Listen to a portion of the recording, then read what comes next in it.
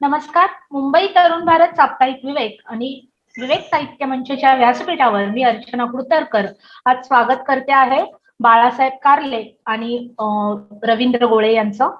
बाळासाहेब कारले हे सुरेश एजन्सी या प्रकाशन संस्थेचे प्रकाशक असून गेले 55 वर्ष ते या क्षेत्रामध्ये आहेत. त्यांनी कुसुमाग्रज, अरुणा ढेरे, शांताबाई शेळके यांसारख्या मान्यवरांची साधारण 1000पेक्षा जास्त पुस्तकं आतापर्यंत प्रकाशित केलेली असून आज त्यांना इथे बोलवण्याचं निमित्त आहे ते लोकशाहीर अण्णाभाऊ साठे यांच्या फकीरा या कादंबरीचा झालेला विक्रमी खप. त्यांनी फकीरा या कादंबरीच्याही 50हून अधिक आवृत्त्या प्रकाशित केलेल्या असून आता त्याची एक विक्रमी खप त्या कादंबरीचा झालेला आहे. रवी गोळे हे मुंबई विद्यापीठाच्या अण्णाभाऊ साठे अध्यासन केंद्राच्या अभ्यास मंडळाचे सदस्य असून ते साप्ताहिक विवेकचे सहकार्यकारी संपादक आहेत. या दोघांचंही आज मी इथे स्वागत करते. खरं तर डॉक्टर बाबासाहेब आंबेडकर यांच्या झुंजार लेखणीस अर्पण केलेल्या लोकशाहीर अण्णाभाऊ साठे यांच्या फकीरा या कादंबरीचा आजपर्यंतचा खप 1.25 लाखांहून अधिक आहे. ही कादंबरी आणि या कादंबरीचा नायक फकीरा आजही वाचकांना भुरळ घालतो. या कादंबरीचा विक्रमी खप आणि कादंबरीचा आशय यांचं नेमकं नातं कोणतं आहे आणि ते आहे तरी कसं याचा वेध घेण्यासाठी आज आपण या दोन मान्यवरांना इथे बोलवलेला आहे आणि या निमित्तानेच फकिरीचा प्रवास हा कार्यक्रम आपण इथे आयोजित केलेला आहे. मी बाळासाहेब कारले यांना पहिला प्रश्न विचारेन की मराठी पुस्तकांच्या 50 आवृत्त्या निघणं असं वातावरण आजूबाजूला दिसत नसताना फकीरा या कादंबरीचा 1.25 लाखांहून अधिक विक्री झालेली आहे या कादंबरीची. ती होण्यामागे काय कारण असतील आणि या निमित्ताने तुम्ही अण्णाभाऊ साठेंना प्रत्यक्ष भेटला आहात का? अण्णाभाऊ साठेंची प्रत्यक्ष भेट माझी झाली होती आणि ती भेट मला असं आठवतंय की मुंबईला झाली होती. मंत्रालयामध्ये आम्ही काही कामानिमित्त गेलो असताना तिथे अण्णाभाऊ साठे हे भेटले आणि त्यांच्या समवेत काही कम्युनिस्ट पुढारी सुद्धा होते आणि त्यावेळेला माझे वडील तात्यासाहेब कारले गुरुजी हे पण त्यावेळेला माझ्या बरोबर. तर ही साधारणतः मला असं वाटतं 1959 सालची गोष्ट असेल आणि त्यावेळेला त्यांचा आणि आमचा प्रथम परिचय झाला. त्यावेळेला ही कादंबरी ही पहिली आवृत्ती प्रसिद्ध झाली आणि ही पहिली आवृत्ती मुंबईचे प्रकाशक अभिनव प्रकाशनचे वा.बी. भट हे होते आणि त्यांनी पहिली आवृत्ती प्रकाशित केली. पण काही कारणामुळं त्यानंतर त्यांनी ते प्रकाशित करू शकले नाही आणि दुसऱ्या आवृत्तीपासून ते आज तागायत 91व्या आवृत्तीपर्यंत ही कादंबरी आम्ही आमच्या प्रकाशनातर्फे सुरेश एजन्सी प्रकाशनातर्फे प्रकाशित केली. तर ह्या कादंबरीला एवढं यश का मिळालं तर अण्णाभाऊंची ही तिसरी कादंबरी फकीरा त्याच्यामध्ये जी कैफियत त्यांनी लिहिली होती त्याच्यामध्ये त्यांनी असं म्हटलं होतं की मी लिहिताना सदैव सहानुभूतीने लिहिण्याचा प्रयत्न करतो, कारण ज्यांच्याविषयी मी लिहितो की माझी माणसं असते असं त्यांनी म्हटलं. हा फकीरा माझा होता, जे साकार नाही त्याला आकार देण्याचं सामर्थ्य माझ्या ठाई नाही असं त्यांनी म्हटलं. जे पाहिलं, जे मी अनुभवलं, टिकलं तेच मी लिहिलं आणि यातून हा फकीरा निर्माण झालाय. हेतू एवढाच होता की जो फकीरा उपेक्षित होता, जो अंधारात होता, तो प्रकाशात यावा. आणि त्यानं महाराष्ट्र शारदेच्या मंदिरापुढं चिरंतन उभं राहावं असं अशी इच्छा त्यावेळेला अण्णाभाऊंनी व्यक्त केली. आणि सुदैवानं ही गोष्ट आज सत्यामध्ये उतरलेली आहे. महाराष्ट्र शारदेच्या या मंदिरापुढं फकीरा हे चिरंतन साहित्य आज निर्माण झाले. या कादंबरीची अनेक वैशिष्ट्य आहेत. 1959 साली जेव्हा ही कादंबरी प्रकाशित झाली त्यावेळेला ज्ञानपीठ पुरस्कार ज्यांना मिळाला प्रथम ते कोल्हापूरचे वि.स. खांडेकर यांची प्रस्तावना या कादंबरीला लागली. आणि त्यावेळेला अण्णाभाऊ नोखे होते, पण त्या कादंबरीने ते सुद्धा भारावून गेले. त्यांच्या पुढे त्या कादंबरीचे फॉर्म पडले होते आणि त्यांनी ती प्रस्तावना लिहिली होती.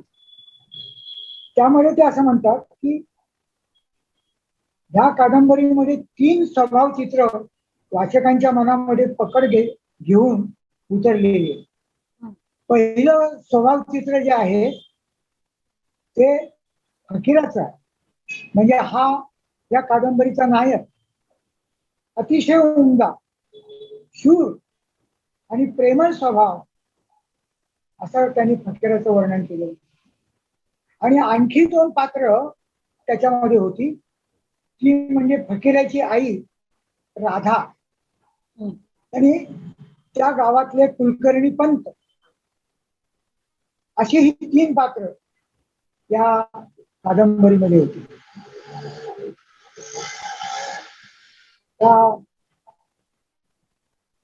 काय वैशिष्ट्य असेल तर आम्ही या कादंबरीमध्ये जो मला पुरस्कार घेतलाय तो डॉक्टर सदानंद मोरे यांचा घेतला. तर तो त्यामध्ये त्यांनी असं म्हटलंय की समग्र गावगाडा उभं करण्याचं कसब, समग्र गावगाडा उभा करण्याचं कसब अण्णाभाऊंच्या इतकं कोणालाच साधलेलं नाही, असं त्यांनी त्या अण्णाभाऊंच्या लेखनाचं वैशिष्ट्य सांगितलेलं. आणि त्याच्यात त्यांनी सांगितलं की वास्तव, कल्पना आणि प्रतिभा ह्या गोष्टींचा संगम या उत्कृष्ट फकीरा कादंबरीमध्ये झाली. आणि म्हणून आजही ही कादंबरी वाचकांना, नवशिक्षित तरुण मुलांना, विद्यार्थ्यांना ती मोहिनी घालते असं मला वाटतं. आणि हे वैशिष्ट्य मला या कादंबरीचं वाटतं. खरं म्हणजे विक्रमी खपामागे अण्णाभाऊंनी स्वतः प्रांजळपणे मांडलेला आहे की त्यांना फकीरा वास्तवात आणायचा होता आणि त्यांनी तो तसा कादंबरीच्या माध्यमातून आणला. आणि गावगाड्याचंही तुम्ही आता वर्णन केलं की गावगाडाही तितका जिवंत करण्याचं काम अण्णाभाऊंनी या कादंबरीच्या निमित्ताने केलेलं आहे. म्हणून मी रवी गोळ्यांना विचारेन की गावगाड्याचं चित्रण आणि फकीरासारखा नायक ही जर फकीरा या कादंबरीची जमेची बाजू असेल तर त्या फकीराचं आणि गावगाड्याचं नेमकं स्वरूप अण्णाभाऊंनी कसं मांडलंय कादंबरीत? आता जे सरांनी मांडणी केली आणि सदानंद मोरे सरांना त्यांनी कोट केलं की गावगाड्याचं अप्रतिम चित्रण अण्णाभाऊंच्या साहित्यात मिळतं किंवा फकीरामध्ये झालेलं आहे, हे तर बरोबरच आहे. पण अण्णाभाऊंच्या अन्यही कादंबऱ्या, कुठल्या वैद कादंबरी सुद्धा सरांनीच प्रकाशित केलेली आहे, आवडी सरांनीच केलेली आहे. तर त्यातला जो गावगाड्याचा तानाबाना जो असतो तो अप्रतिमपणे या सगळ्या कादंबऱ्यांमध्ये आपल्याला पाहायला मिळतो. फकीराचा विचार करायचा तर फकीरा ही कादंबरी नाही, तो एक इतिहास आहे कलात्मक पद्धतीनं लिहिलेला. कारण फकीरा नावाची व्यक्तिरेखा हयात होती, जिवंत होती आणि तिने एक इतिहास घडवलेला आहे. तो इतिहास कदाचित इतिहास ज्या पद्धतीनं लिहिला जातो, ज्या प्रमाण भाषेत लिहिला जातो किंवा ज्या क्रमाने लिहिला जातो तसा या कादंबरीत आला नसेल. पण फकीरा नावाच्या एका नायकाची, ज्याने इंग्रजांविरुद्ध हत्यार हाती घेतलेलं आहे, त्याचबरोबर गावगाड्याच्या ज्या काही परंपरा असतात, ज्या प्रथा असतात, गावगाड्याची जी संस्कृती असते त्या संस्कृतीच्या रक्षणासाठी मैदानात उतरलेला आहे. असा एक नायक अण्णाभाऊंनी फकीराच्या माध्यमातून आपल्या समोर मांडलेला आहे. पण हे मांडत असताना मगाशी सरांनी जसं म्हटलं की कलात्मकता, वास्तव आणि प्रतिभा याचा सुंदर मिलाप या कादंबरीत पाहायला मिळतो. आणि तो वि स खांडेकरांनी सुद्धा त्यांच्या प्रस्तावनेत त्याचा उल्लेख केलेला आहे.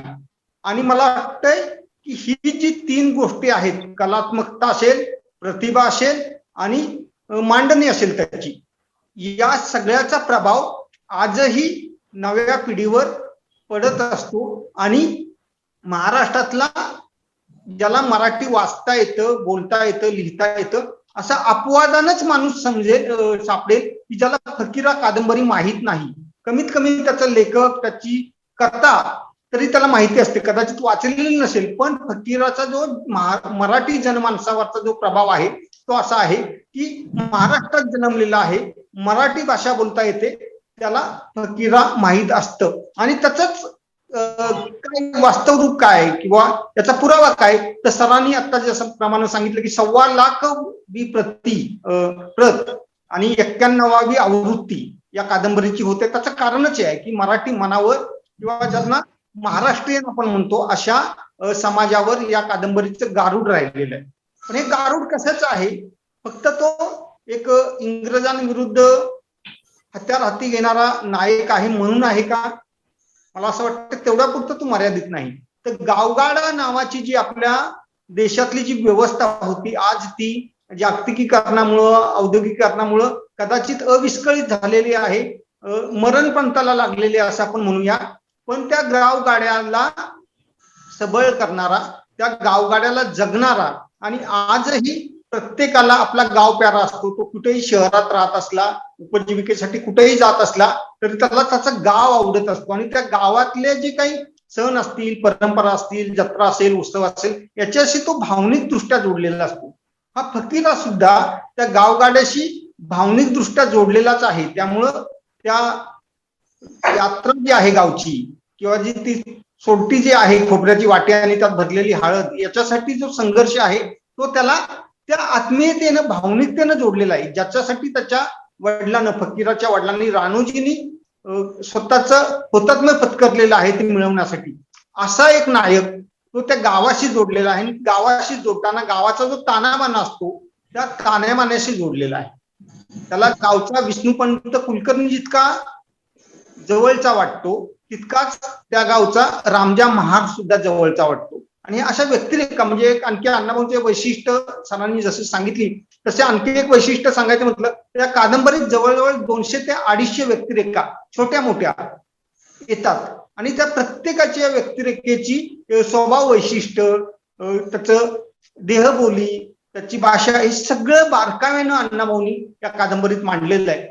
आणि त्याच्यामुळे ती कादंबरी वाचताना प्रत्येक जण आपण त्यात कुठे आहोत, आपलं कॅरेक्टर त्यात कुठे आहे, आपला वारसा कुठे आहे असा शोधण्याचा प्रयत्न करतो, आपला गाव कुठे आहे असा शोधण्याचा प्रयत्न करतो. आणि त्यामुळे हा अण्णाभाऊंचा फकीरा इतक्या 50-60 वर्षानंतर सुद्धा मराठी मनावर गारूड करून उभा आहे असं मला वाटतं. खरंय, म्हणजे ही एक आपलीच मुळं शोधण्याची प्रक्रिया फकीराच्या निमित्ताने होते असं म्हणायला काही हरकत नाही. खरं तर ह्या कादंबरीच्या अनेक आवृत्त्या निघाल्या. मला आत्ताच सर म्हणाले की 51वी आवृत्ती त्यात प्रकाशित झाली आणि आता 52वी येण्याच्या मार्गावर आहे. तर हा जो प्रवास आहे प्रत्येक आवृत्तीचा, तो सुरेश एजन्सीने कसा केलेला आहे?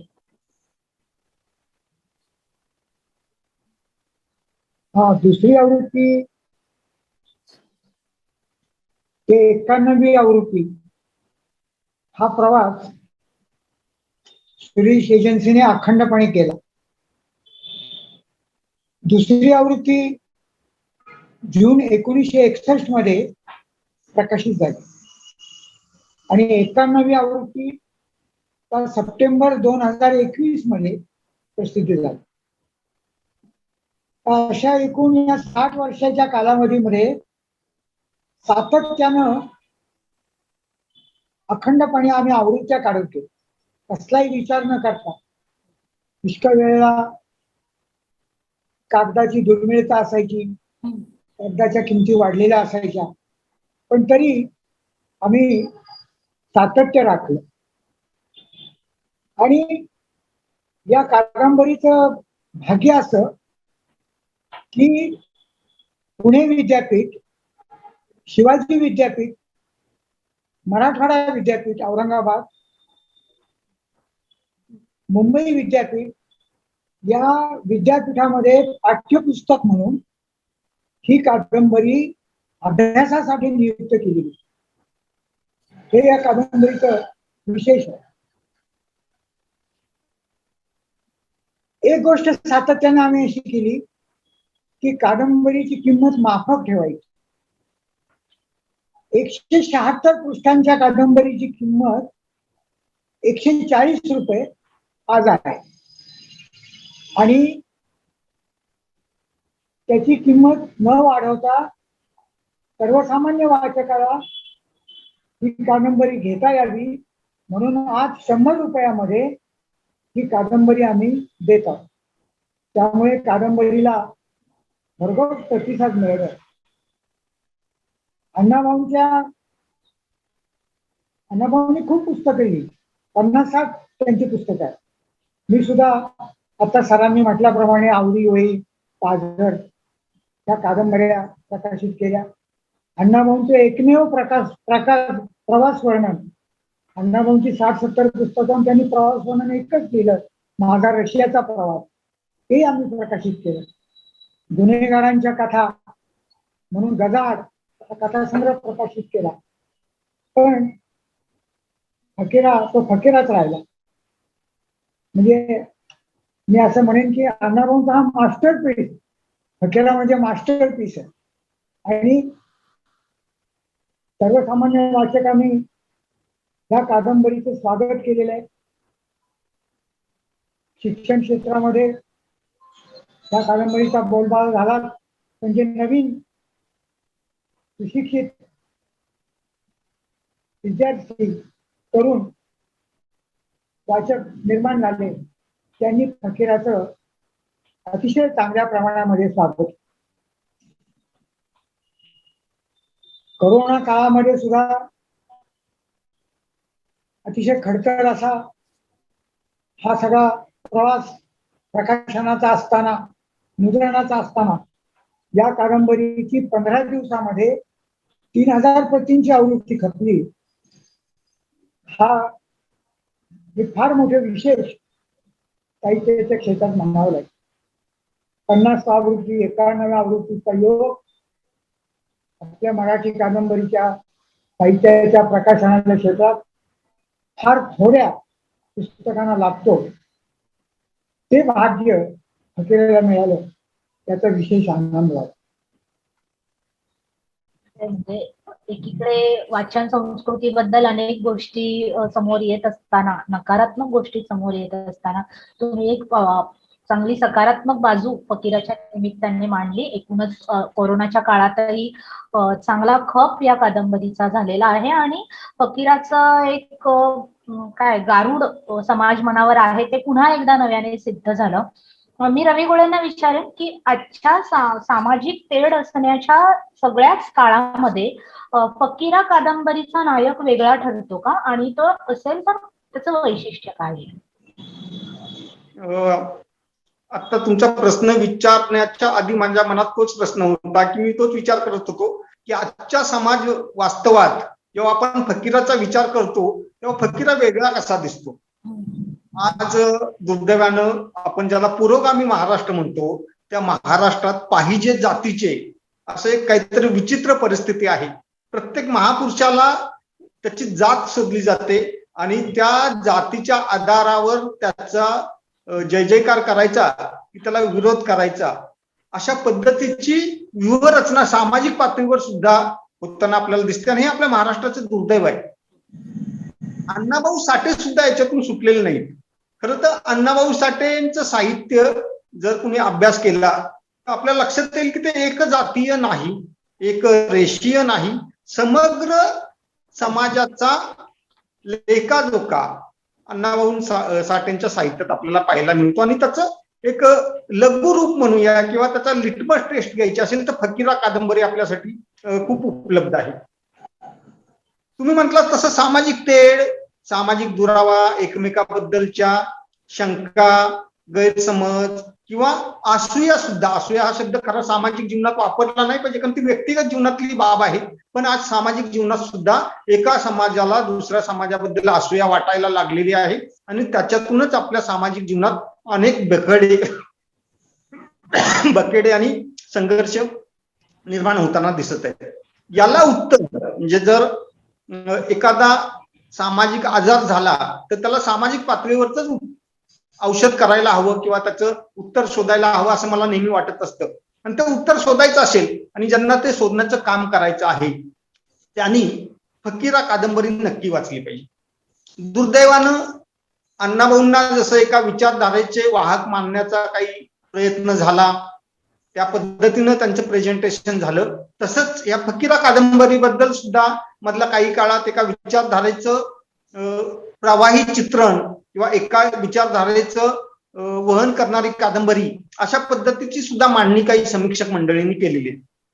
अर्थात ते समीक्षक आहेत, विद्वान आहेत, त्यांचा अभ्यास आहे, त्यांनी त्या अभ्यासाच्या आधारे केलेले आहे. पण मी जेव्हा एक सर्वसामान्य वाचक अण्णाभाऊ साठेंच्या साहित्याचा वाचक असं जेव्हा मी विचार करतो आणि ज्यानं गावगाडा अनुभवलेला आहे, आयुष्याची 20-25 वर्ष गावात गेलेली आहेत, गावाचे सामाजिक ताणेबाणे कसे असतात, गावाचे व्यवहार कसे असतात याची नीट उकल झालेली व्यक्ती जेव्हा अण्णाभाऊ साठेंचा फकीरा वाचतो तेव्हा मला अण्णाभाऊंचा फकीरा हा एकजातीय वाटत नाही, एक रेषीय वाटत नाही, तर तो सगळ्या समग्र समाजाचा विचार करणारा आणि सगळ्या समाजाला सोबत घेऊन जाणारा असा तो नायक वाटतो. यातलं एकच उदाहरण आपल्याला देता येईल ज्याच्यातून अण्णाभाऊंनी कुठली भूमिका मांडलेली आहे. अण्णाभाऊंनी समतेची भूमिका मांडलेली आहे आणि समतेची भूमिका मांडत असताना बाबासाहेब आंबेडकरांना जे राज्यघटनेतून समता अपेक्षित होती ती समता व्यवहारात कशी आणता येईल याचा प्रयत्न त्यांनी कलाकृतीच्या माध्यमातून केलेला आहे. दुष्काळ पडतो, महारवाडा सुद्धा, गावातले सुद्धा जे ज्याला आपण प्रतिष्ठित उच्चवर्णीय म्हणतो हे सुद्धा उपासमारीच्या वेळेला येतात. गावात खायला अन्न नाही, धान्य नाही, अशा वेळेत माळवाडीचा समर्थांचा मठ लुटल्यानंतर त्यातली धान्याची कोठार फोडल्यानंतर, कणगी फोडल्यानंतर जे धान्य घेऊन हे मंडळी येतात आणि त्याची वाटप सुरू होते. प्रत्येकाला समान हिस्सा दिल्यानंतर सुद्धा काही धान्य शिल्लक राहतं, ते मापाने देता येत नाही. असं इतकं छोट्या पद्धतीचं छोट्या आकाराचं धान्य शिल्लक राहतं. तेव्हा फकीरा असं सांगतो की पळी घेऊन या आणि पळीनं प्रत्येकाला समान धान्य वाटा. म्हणजे समतेची भूमिका आहे. तिथे फकीरानं ठरवलं असतं की हा माझा मेहुणा आहे, याला 2 पळ्या जास्त द्या, मी तुमचा नायक आहे म्हणून 2 पळ्या मला जास्त द्या किंवा 1 गोण माझ्याकडे जास्त ठेवा, अशी भूमिका फकीराची नाही. तर आपण जगताना आपला गाव जगला पाहिजे ही जी भूमिका आहे की एक व्यक्ती जगत असताना जो त्याचं नेतृत्व करतोय तो नेता जगत असताना त्याच्या आसपासचा सगळा गाव, आसपासचा सगळा समाज जगला पाहिजे. आणि ही लूट करताना माळवाडीचा मठ फोडायला जेव्हा लुटायला जेव्हा फकीरा जातो तेव्हा तो सल्ला कुणाचा घेतो, तर तो विष्णुपंत कुलकर्णींचा घेतो. हे महत्वाचं आहे. म्हणजे तो बंडखोर नाही किंवा दरोडेखोर नाही, लुटारू नाही, माणसं जगली पाहिजेत ही भूमिका घेऊन त्यांना हा मार्ग स्वीकारलेला आहे. पण तो मार्ग स्वीकारण्यापूर्वी सुद्धा विष्णुपंत कुलकर्णींचा तो सल्ला घेतो आणि विष्णुपंत कुलकर्णींनी जो दिलेला सल्ला आहे किंवा तिथले जे त्यांचे उद्गार आहेत हे खूप महत्वाचे मला वाटतात. विष्णुपंत असं म्हणतात की उकिंडा सुद्धा पांग फेकतो. जे आपण घरातला कचरा वगैरे गावाकडचे लोक त्यांना माहिती आहे, गावात कचरा तुमचं गवत सगळं उकिंडात नेऊन टाकतो, तिथं तर जमा करतो, पण वर्षभरानं त्याचं खत होतं आणि तेच खत आपण शेतात वापरतो. त्यामुळे उकिंडा सुद्धा पांग फेकतो. तुम्ही तर माणसं आहात, आज जगलात तर उद्या गावाचे पांग फेडा. किती उदात्त विचार तिथे विष्णुपंतांनी मांडलेला आहे. आणि तोच विचार विष्णुपंतांनी विचार दिला, त्या विचारावर कृती करण्याचं काम समग्र गावगाड्याचा, समग्र समाजाचा विचार करणारा नायक अण्णाभाऊंनी मांडलेला आहे. बऱ्याच वेळा अगदी स्पष्ट बोलायचं तर साम्यवादाचा प्रभाव या कादंबरीवर आहे. साम्यवादाचा विचार घेऊन फकीरा पुढे जातो असं म्हटलं जातं, तशा पद्धतीची समीक्षा केली जाते. पण मी जेव्हा गावगाडा अनुभवलेला असल्यामुळे आणि गावगाडे ताणेबाणे मला माहिती असल्यामुळं माझं दावा नाही करत मी, पण माझ्या अनुभवाच्या आधारावर मी असं म्हणू शकेन की अण्णाभाऊंच्या सगळ्याच कादंबऱ्या, विशेषतः फकीराचा जर आपण विचार केला, कारण फकीराबद्दलच साम्यवादाचा विषय मांडला, तो बाकीच्या कादंबऱ्यांना तो जोडला जात नाही. पण फकीराचा विचार केला तर असं म्हणेल की माणूस हा केंद्र मानून माणूस जगला पाहिजे, माणुसकी जगली पाहिजे, माणुसकीचा विजय झाला पाहिजे, याच्यासाठी लढणारा एक नायक अण्णाभाऊंनी फकीराच्या माध्यमातून उभा केला.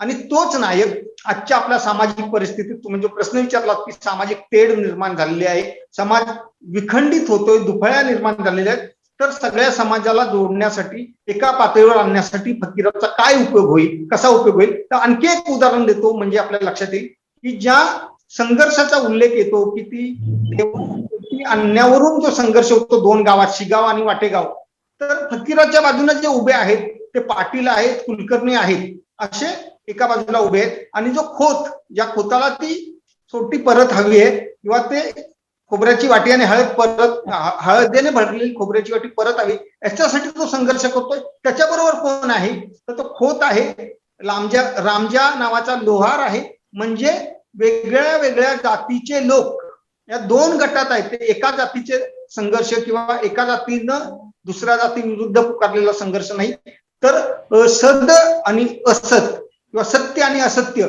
असे दोन आपण गट म्हटले, तर दोन्ही गटात वेगळ्या वेगळ्या प्रकारचे वेगळ्या वेगळ्या समूहाचे प्रतिनिधित्व करणारे लोक आहेत. याच्यातलं फकीर आणि विष्णुपंत कुलकर्णींचं पारडं जे आहे ते सत्याच्या दिशेनं जाणारं पारडं आहे किंवा गट आहे. त्यामुळं तो गट किंवा तो विचार हा समाजानं स्वीकारला पाहिजे.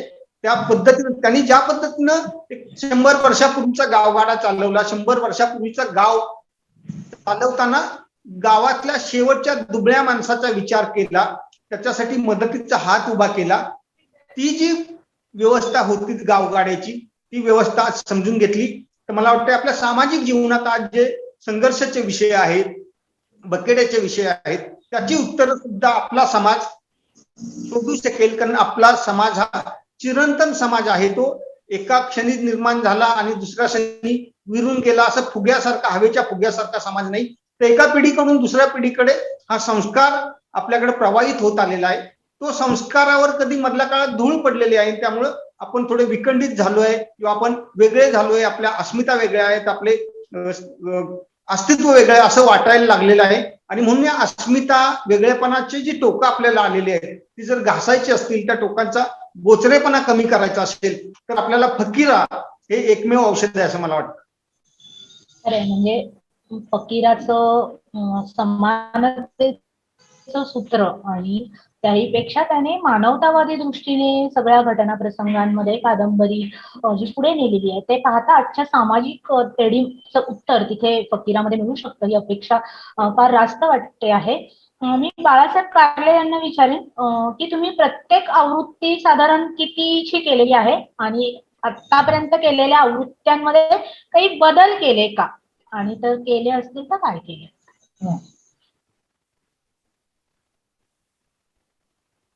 साधारणतः आम्ही प्रत्येक आवृत्ती 2000 पटींची किंवा 3000 पटींची अशी काढत. एखाद्या वेळेला जर विद्यापीठामध्ये मी मगाशी म्हटल्याप्रमाणे पुस्तकं लागली तेव्हा त्याच्यावरती जास्त निघाली, 4000 पटी, 5000 पटी, पण साधारणतः 2000 ते 3000 पटींची आवृत्ती निघाली. ह्या 91व्या आवृत्तीचा मध्ये आम्ही काही बदल केले. म्हणजे पूर्वीचा जो आकार होता त्यापेक्षा मोठा आकार, म्हणजे क्राऊन मध्ये तो जी कादंबरी होती ते डेमी आकारामध्ये ही घेतली. त्यानंतर टाईप सेटिंग सगळं बदललं, मोठा टाईप घेतला आणि पुस्तकाचं मुखपृष्ठ हे पण बदललं, ते नवीन केलं. प्रख्यात चित्रकार अनिल उपळेकर यांनी हे मुखपृष्ठ साकार केलं. त्यानंतर मनपृष्ठावरती ज्येष्ठ साहित्यिक विद्वान डॉक्टर सदानंद मोरे यांनी मजकूर लिहिला. अगदी थोडक्यामध्ये मजकूर लिहिला, पण तो खूप बोलका आणि यथोचित असा त्यांनी तो मजकूर लिहून दिला. की मगाशी मी म्हटल्याप्रमाणे की संपूर्ण गावगाडा उभं करण्याचं सामर्थ्य हे अण्णाभाऊंच्या मध्ये होतं आणि ते त्यांच्या सगळ्या कादंबऱ्यामध्ये दिसतं. इतकं यथार्थ वर्णन मराठी वाङ्मयामध्ये दुसरं कोणी केलं. त्याचप्रमाणे अण्णाभाऊंचं छायाचित्र आम्ही मिळवलं आणि तेही 4थ्या पानावर नलपृष्ठावर छाप. अण्णाभाऊंची तर आमची भेट झाली, पण ही 51वी आवृत्ती प्रकाशित झाल्यानंतर अण्णाभाऊंच्या सूनबाई सावित्रीबाई साठे, की ज्या वाटेगावला राहतात, तिथं आम्ही गेलो आणि म्हणजे मधुकर अण्णा साठे, मधुकर रावांच्या पत्नी, अण्णाभाऊंची चिरंजीव मधुकर राव त्यांच्या पत्नी, अण्णाभाऊंच्या सुनबाई सावित्रीबाई साठे यांच्या आम्ही घरी गेलो. त्या ठिकाणी जाऊन आम्ही पुस्तकांच्या प्रती सावित्रीबाई साठेंना दिल्या आणि तिथे जे शिल्प उभारलेलं आहे अण्णाभाऊंचं, ते शिल्पही आम्ही त्या ठिकाणी पाहिलं. एक मोठीच घटना मला वाटते. आणि अशा रीतीनं जास्तीत जास्त हे पुस्तक कसं चांगलं होईल, सुरेख होईल, हे आम्ही पाहिलं आणि त्याची डिलक्स आवृत्ती आता आम्ही प्रकाशित केली. वा, खरंय. म्हणजे ही घटना मोठी आहे का तर निश्चित आहे. आता गोळे म्हणाले तसं की सामाजिक समरसतेसाठी फकीराचं योगदान किती आहे आणि यापुढेही ते राहणार आहे हे त्यांनी त्यांच्या मांडणीतून अधोरेखित केलेलंच आहे आणि तुम्ही या घटनेतून ते अधोरेखित केलेलं आहे. मी रवी गोळे यांना प्रश्न विचारू की सामाजिक समता मांडणारी आणि त्याच वेळी मानवतेचं दर्शन घडवणारी ही कादंबरी आणि सामाजिक समतेचा आशय यांची सांगड तुम्ही कशी घालाल? मगाशी म्हटल्याप्रमाणे हा संघर्ष जो आहे तो संघर्ष कशासाठी आहे तर संस्कृती रक्षणासाठी आहे. गावगाडाचं अस्तित्व रक्षण करण्यासाठी आहे. फकीरामधला संघर्ष हा सामाजिक अन्याय अत्याचाराविरुद्धचा संघर्ष नाही, तर गावगाडा आणि गावची संस्कृती रक्षण करण्यासाठी आहे. पण हे करत असताना कुठलंही गाव हे जातीचा उल्लेख करणं सोयीचं नाही, करू नये. त्या जितक्या लवकर आपण विसरू तितकं आपलं चांगलं आहे. पण दुर्दैवानं आजही गाव म्हटलं की असंख्य वेगळ्या वेगळ्या जाती किंवा समाजाचे स्तर आपल्याला पाहायला मिळतात.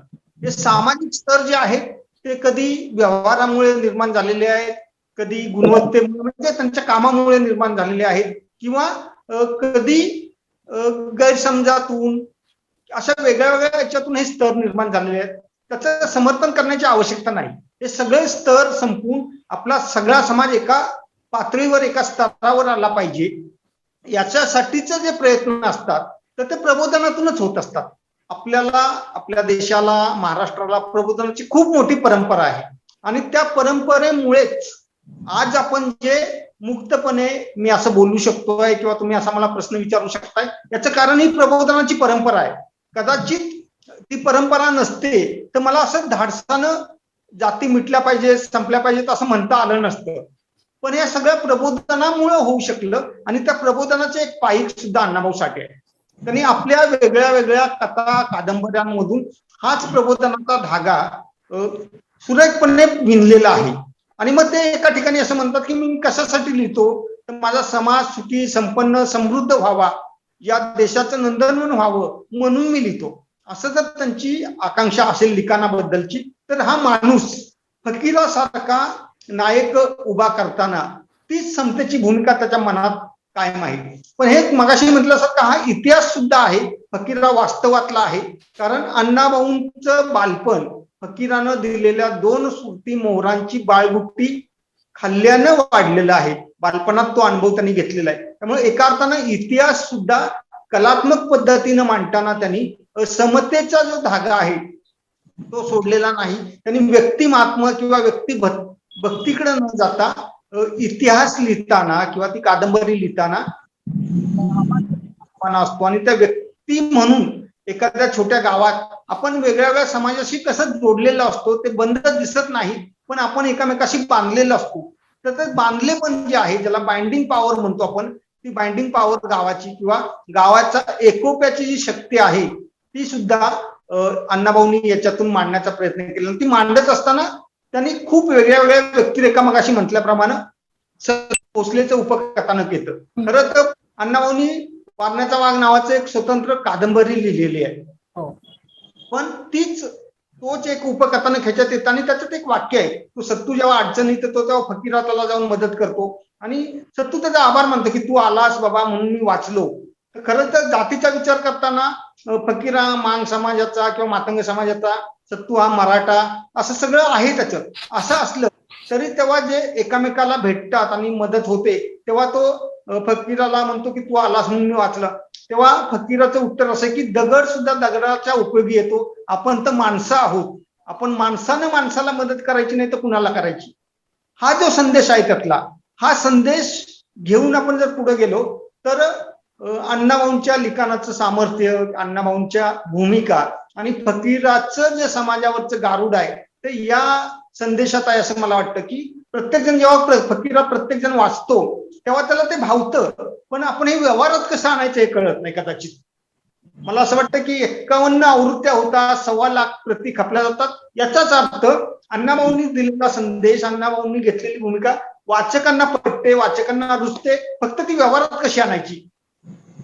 100-1 वर्षापूर्वीचा इतिहास त्यांनी मांडलेला आहे आणि आपण 101 वर्षानंतर किंवा 110 वर्षानंतर पुढे आलेलो आहोत आणि 110 वर्षानंतर ते संदर्भ घेऊन कसे जगायचं असा जेव्हा प्रश्न येतो तेव्हा पुन्हा एकदा अण्णाभाऊंचंच आपल्याला विचार करावा लागतो किंवा त्यांचं जे वाक्य आहे की मी कल्पनेतल्या जगात वावरत नाही, चाराण्याची भांग खाऊन मला बेडुकुड्या मारता येत नाही, तर मी माणसांचं साहित्य लिहितो. त्यामुळे माणसं बदलू शकतात, माणसं समाज बदलू शकतात, माणसांच्या प्रयत्नातून समाजाला दिशा मिळू शकते हे तर आपल्याला स्पष्टच होतं. आणि त्यामुळं आजच्या संदर्भात सुद्धा आपण फकीराचा विचार केला तर खूप प्रश्नांची उत्तरं आपल्याला मिळतील आणि ती मिळण्यासाठी फकीरा समाजाच्या सर्व स्तरात पोहोचला पाहिजे, वेगळ्या वेगळ्या भाषेतून गेला पाहिजे, जागतिक पातळीवर त्याचा गौरव झाला पाहिजे. आणि हे होत असताना त्या कादंबरीचा किंवा अण्णाभाऊंचा जो मूळ उद्देश आहे की माणूसपणा जगणं, माणूसपणाची जपणूक होणं, हा आग्रह सगळ्यांच्या व्यवहारात येणं, सगळ्यांच्या कृतीत येणं, ही खऱ्या अर्थानं अण्णाभाऊंच्या लेखणीला आपण अभिवादन ठरेल आपल्याकडून आणि फकीराचाही गौरव होईल असं मला वाटतं. होईल.